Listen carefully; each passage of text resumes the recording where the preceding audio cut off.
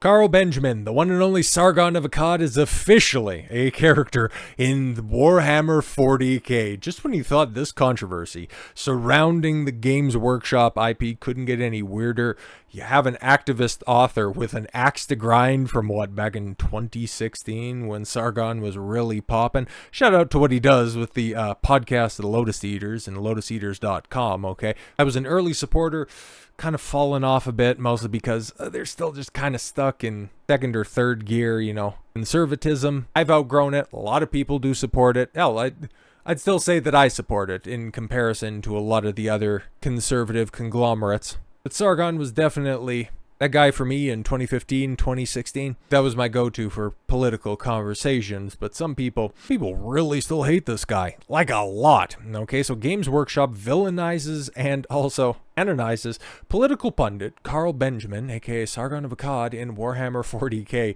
This is so crazy. Games Workshop and author Mike Brooks reportedly villainized political pundit Carl Benjamin, aka Sargon of Akkad. Keep his alias in mind, because that's going to become very important to this story.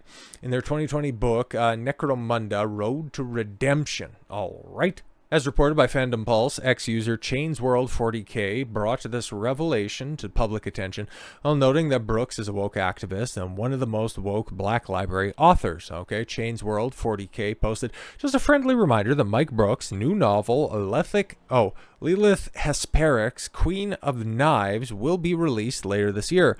I won't tell you what to do, but I'm not buying it. Mike Brooks is obsessed with gender identity and is one of the most woke BL authors. Here are some examples. He's got Black Lives Matter fists with some of his figures, bunch of other bullet points from previous writings where you have transgender, non-binary, LGBTQ, LGTV characters. It's like, okay, cool, we see where this guy's coming from. There, ChainsWorld40K shared a number of screenshots to prove his assertions. First, he shared a screenshot of Brooks claiming that the Orc faction, the Freebooters, support pride, trans rights, and Black Lives Matter from August 2020. All right, Orcs for Queers. The weird faction in the 41st century, but hey, you do you, I guess. Next, he shared a list of Brooks's activism being inserted into Warhammer 40K lore. It states, Black Library author who just needs to insert real-life politics and woke agenda into every piece of fiction he makes. Here are some of the finest examples in his novels. Wanted dead LGBTQ characters, gangers that believe in the god Empress instead of the Emperor.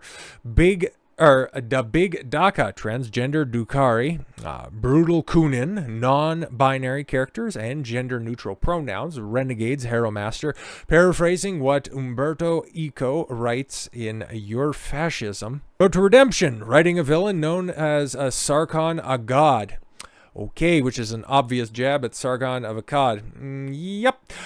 Lots of try-hard allegories of real-life politics. That's insane. Lion, Sons of the Forest, new pronouns, and gender identity, implying that Space Marines could have some kind of romantic feelings for each other. Finally writes a passage, yep, you guessed it, new pronouns, pushing his own ideology into the characters' mouths. Yeah, go figure, right? User shared excerpts from the book, various books to the point. He shared the excerpt from Necromunda, Road to Redemption, that depicts Sarkon Aggad as a slave master getting killed by a character named Alan Chol. I knew what that was a reference to because this guy sounds like he's a very, very inspired thinker.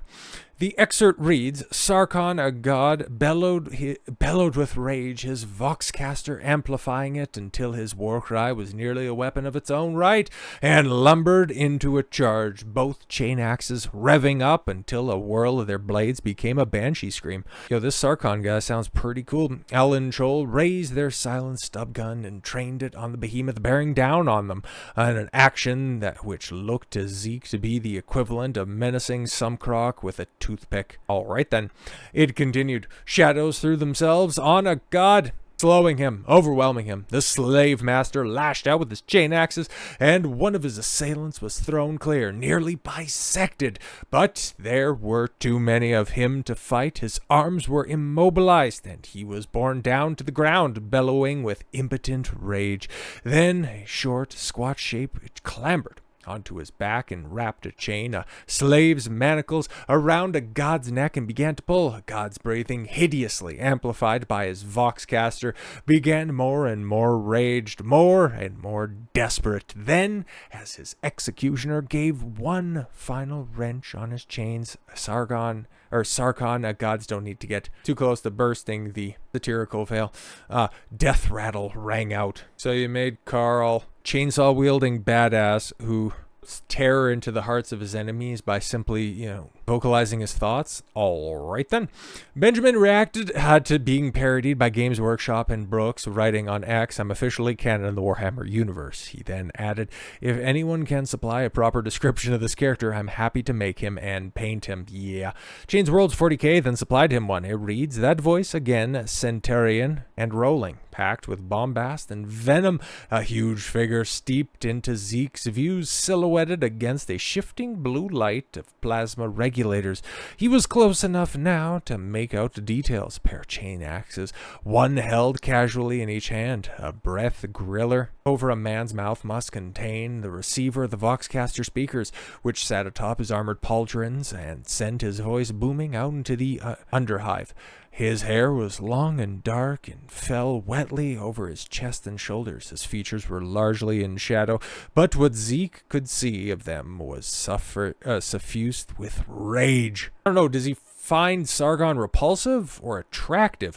It continues, "Sarkon Aggad, slave master." Zeke stumbled into the halt and raised his auto pistol, firing a spray of shells. His aim was off, and his rounds knocked sparks from Aggad's chest plate. Instead of blowing apart his skull, the slave master staggered back, but kept his feet. Benjamin reacted, writing, "What a cool description."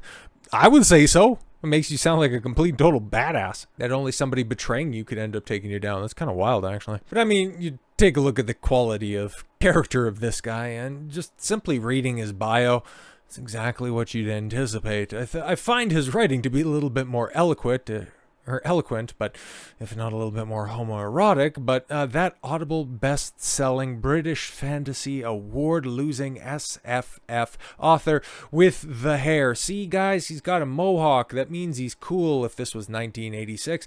Singer, guitarist, occasional DJ, deaf, queer, BLM, he, him. Unironically puts that stuff there.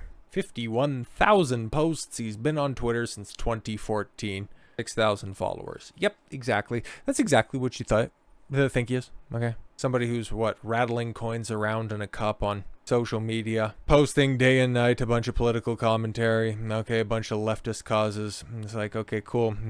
Those are the guys ideologically that we're up against. You know what? I'm feeling better about 2024 now than I ever have. So with all that said, thank you all very much for the gift of your time. I've been Don Consuelo. I want you to follow your gut and get after it. Take care, everyone.